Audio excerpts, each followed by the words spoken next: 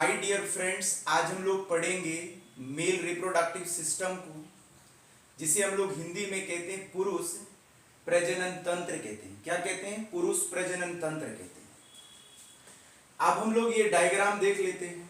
ये पूरा का पूरा जो डायग्राम है ये एक मेल रिप्रोडक्टिव सिस्टम का है, या बोले तो पुरुष प्रजनन तंत्र का है।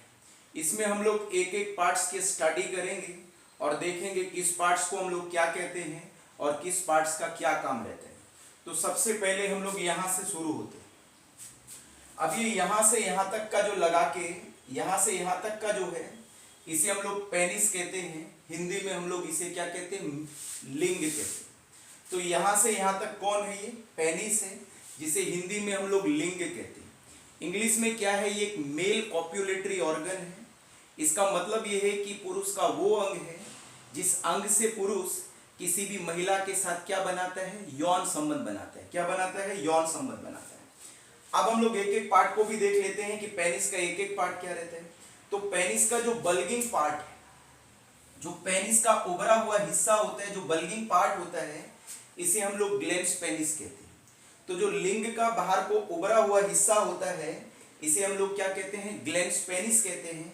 और इस ग्लैंड्स पेनिस के ऊपर एक सॉफ्ट स्किन होती है, एक मुलायम चमड़ी होती है, जिसे हम लोग क्या कहते हैं? फोर स्किन कहते हैं। क्या कहते हैं? फोर स्किन कहते हैं।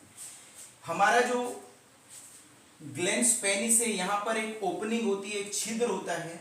इस छिद्र को हम लोग कहते हैं एक्सटर्नल यूरेथ्रल ऑरिफाइस कहते हैं। सिंपली हम लोग कई बार इसे हम लोग यूरेथ्रल ऑरिफाइस भी कहते हैं, कई बार हम लोग इसको यूरिनरी मेटस भी कहते हैं। तो कोई पूछे कि भाई यूरेथ्रल ऑरिफाइस क्या होता है, तो यूरेथ्रल ऑरिफाइस हमारे लिंग के अंदर एक छिद्र होता है, जिस छिद्र से वीर्य भी बाहर आता है और जिस छिद्र से हमारा जो यूरिन होता है, जो पेशाब होता है, वो भी क्या आता है? बाहर आता है। अब हमारा जो लिंग रहता है, इस लिंग के अंदर एक नली होती है। इस नली को हम लोग बायोलॉजी में यूरेथ्रा कहते हैं। अब ये यूरेथ्रा क्या करता है? ये हमारे लिंग के अंदर यूरिन को भी और सीमन को, वीर्य को भी बाहर निकालने का क्या करता है? काम करता है। क्या करता है? काम करता है। अब हम लोग इधर आ रहे हैं। इधर जाने से पहले हम लोग और देख लेते हैं। कुछ लोग ऐसे होते हैं, अपनी जो फोरस्किन होती है, ये जो ऊपर चमड़ी होती है ग्लैंड्स पेनिस के, उसे सर्जरी से क्या कर लेते हैं? रिमूव करा लेते हैं। इस प्रक्रिया को हम लोग सर्कमसीजन कहते हैं। हिंदी में हम लोग इसे सुन्नत भी कहते हैं, हिंदी में हम लोग इसे खतना भी कहते हैं। तो सुन्नत और खतना नॉर्मली कौन कराते हैं? तो मुस्लिम लोग कराते हैं, और कई बार क्रिश्चियन जो लोग होते हैं वो भी क्या कराते हैं? सर्कमसीजन कराते हैं। बोले तो वो भी सुन्नत कराते हैं और क्या कराते हैं? खतना कराते हैं। अब हम लोग यहाँ पर आ रहे हैं। ये हमारे पास क्या रहती है? टेस्टिस रहती है। क्या रहती है? टेस्टिस रहती है। टेस्टिस को हम लोग हिंदी में कहते हैं अंडकोश। क्या कहते हैं? अंडकोश कहते हैं। ये कितने रहते हैं? पुरुष में 2 रहते हैं। कितने रहते हैं? पुरुष में 2 रहते हैं।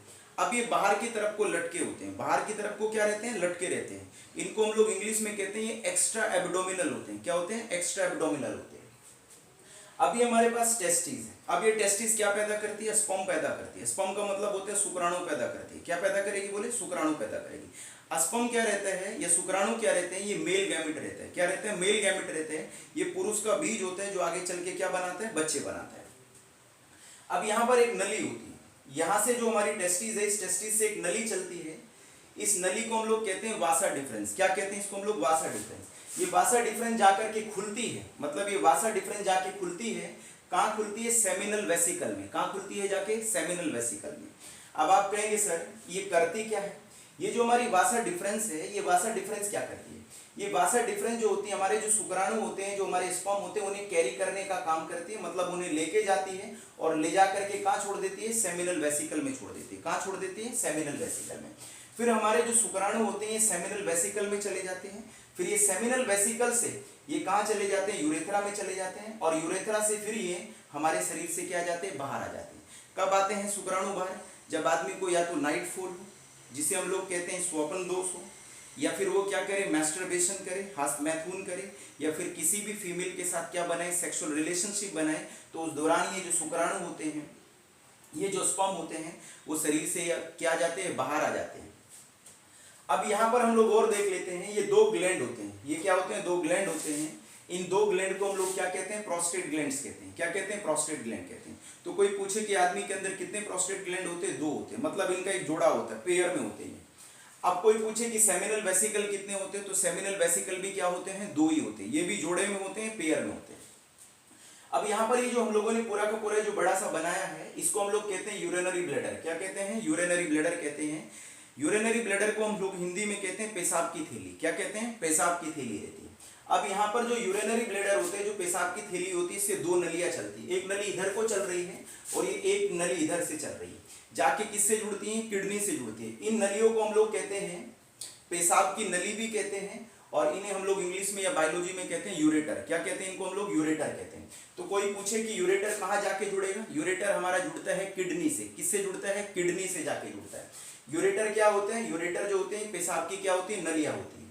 ये कौन होता है हमारे पास, यूरिनरी ब्लैडर होते हैं, जिसको हम लोग हिंदी में क्या कहते हैं, पेशाब की थैली कहते हैं। अब यूरिनरी ब्लैडर में क्या रहता है, यूरिनरी ब्लैडर में जो यूरिन होता है ना, वो टेम्परेरी स्टोर्ड रहता है। टेम्परेरी क्या रहता है, स्टोर्ड रहते हैं। और जैसे ये यूरिनरी ब्लैडर पूरा का पूरा हमारा भर जाता है, तो फिर ये यूरिनरी ब्लैडर जो होता है, इससे जो पेशाब है वो यूरेथ्रा से होते हुए क्या निकल जाता है, बाहर निकल जाता है। क्या निकल जाता है, बाहर निकल जाता है। अब हम लोग एक एक पार्ट के बारे में थोड़ा देख लेते हैं। अब और थोड़ा देखिए, हमारी जो टेस्टिस रहती है, ये स्किन के एक पोच के अंदर होती है, मतलब एक जो स्किन होती है, जो चमड़ी होती है, उसकी एक थैली के अंदर रहती है। इसे हम लोग स्क्रोटम कहते हैं। क्या कहते हैं, इसको हम लोग स्क्रोटम कहते हैं। तो स्क्रोटम क्या काम करता है हमारे शरीर के अंदर, उसको हम लोग थोड़ी देर में देखेंगे। तो चलिए यहाँ पर सबसे पहले हम लोग देख लेते हैं टेस्टिस क्या होती है। तो सबसे पहले हम लोग क्या देख लेते हैं, टेस्टिस क्या होती है। तो पुरुषों के अंदर जो टेस्टिस होती है वो दो होती है। कितनी होती है, पुरुषों के अंदर टेस्टिस होती है। यदि हम लोग एक टेस्टिस का वजन देखें तो 10 से 12 ग्राम रहता है। कितना रहता है, 10 से 12 ग्राम रहते हैं। यदि टेस्टिस के ऊपर से स्किन को हटा दिया जाए, चमड़ी को हटा दिया जाए, तो इनका जो रंग रहता है वो क्रीम और पिंकिश कलर का रहता है। कैसे रंग की रहती है, क्रीम और पिंकिश कलर की रहती है। टेस्टिस को हम लोग हिंदी में अंडकोश कहते हैं। क्या कहते हैं, हिंदी में हम लोग इनको अंडकोश कहते हैं। हमारी जो टेस्टिस होती है वो दो चीजें पैदा हमारे शरीर में पैदा करती है। एक क्या पैदा करती है, स्पर्म को पैदा करती है। स्पर्म को हम हिंदी में क्या कहते हैं, शुक्राणु कहते हैं। आम भाषा में कई बार हम लोग इसको वीर्य बोल देते हैं। आम भाषा में क्या बोल देते हैं, इसको वीर्य बोल देते हैं। चलिए, अब दूसरा क्या रहता है कि जो टेस्टिस होती है हमारा पैदा करती है टेस्टोस्टेरोन को। किसको पैदा करती है, टेस्टोस्टेरोन को पैदा करती है। अब कोई पूछे टेस्टोस्टेरोन क्या होता है, टेस्टोस्टेरोन कुछ भी नहीं है, हार्मोन्स होते हैं। इसे हम लोग बायोलॉजी में कहते हैं मेल सेक्स हार्मोन। क्या कहते हैं, मेल सेक्स हार्मोन कहते हैं। अब ये टेस्टोस्टेरोन करता क्या है आदमी में, क्या कर रहा है, तो हम लोग देख रहे हैं फंक्शन ऑफ टेस्टोस्टेरोन क्या रहता है। तो जो टेस्टोस्टेरोन होते हैं ये मेल के सेकेंडरी सेक्सुअल कैरेक्टर को कंट्रोल करता है। मेल के सेकेंडरी सेक्सुअल कैरेक्टर क्या होते हैं, जैसे कि जो लड़के होते हैं, जो आदमी होते हैं, उनके जो दाढ़ी आ रही है, बियर्ड आ रही है, मॉस्टेच आ रही है, जो मुच्छे आ रही है, जो दाढ़ी मुच्छे का डेवलपमेंट हो रहा है, जो विकास हो रहा है, वो किसकी वजह से हो रहा है, टेस्टोस्टेरोन की वजह से होता है। तो जिन लोगों में टेस्टोस्टेरोन थोड़ा क्या होता है, कम सीक्रेट होते हैं, उनके दाढ़ी मुच्छे क्या आती है, थोड़ी कम आती है और चिकने चोपड़े रहते हैं। कैसे रहते हैं, चिकने चोपड़े रहते हैं। तो जो दाढ़ी आ रही है, बियर्ड आ रही है, मॉस्टेच आ रही है, वो किसकी वजह से आ रही है, टेस्टोस्टेरोन की वजह से आ रही है। इलोंगेशन ऑफ पेनिस होते हैं, लिंग की लंबाई बढ़ाने में भी टेस्टोस्टेरोन क्या रहता है, कारगर रहता है। मतलब ये लिंग की लंबाई भी बढ़ाता है, लिंग की लेंथ भी बढ़ाता है। कौन बढ़ाता है, टेस्टोस्टेरोन बढ़ाता है। लो पिच वॉइस होती है। लो पिच वॉइस का मतलब होते हैं डीपर वॉइस। डीपर वॉइस का मतलब होते हैं मोटी आवाज।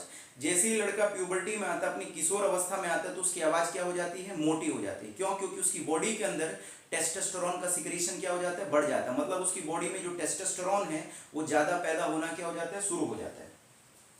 हेयर डेवलपमेंट होते हैं। अब लड़कों के क्या आते हैं, शरीर पे बाल आ जाते हैं। जैसे कि नॉर्मली ज्यादातर कहाँ पे आते हैं, चेस्ट पे आते हैं, छाती पे आते हैं।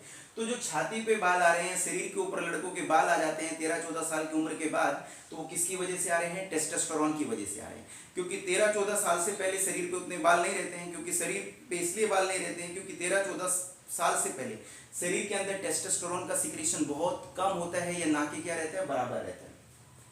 बट जैसे ही 13-14 साल की एकदम उम्र आती है तो टेस्टोस्टेरोन का स्तर शरीर में बढ़ जाता है, और जिस वजह से शरीर के ऊपर बाल आने क्या हो जाते हैं, शुरू हो जाते हैं। ज्यादातर किसके आते हैं, चेस्ट पे आते हैं। तो बहुत लोगों की तो चेस्ट पे अंडसंट बाल होते हैं। दूसरा क्या होता है, जो टेस्टोस्टेरोन होता है ये प्यूबिक जो हेयर होते हैं उनका भी डेवलपमेंट करते हैं। प्यूबिक हेयर का मतलब क्या होता है, जो मेल के जनन अंग होते हैं, जो मेल के क्या होते हैं, जनन अंग होते हैं, उनके आसपास बाल पैदा हो जाते हैं। अब उनके आसपास जो बाल होते हैं उन्हीं को हम लोग प्यूबिक हेयर कहते हैं। तो इन प्यूबिक हेयर को भी कौन पैदा कर रहा है? टेस्टोस्टेरोन पैदा कर रहे हैं। मसल डेवलपमेंट होता है, क्या करता है? मसल्स का डेवलपमेंट है।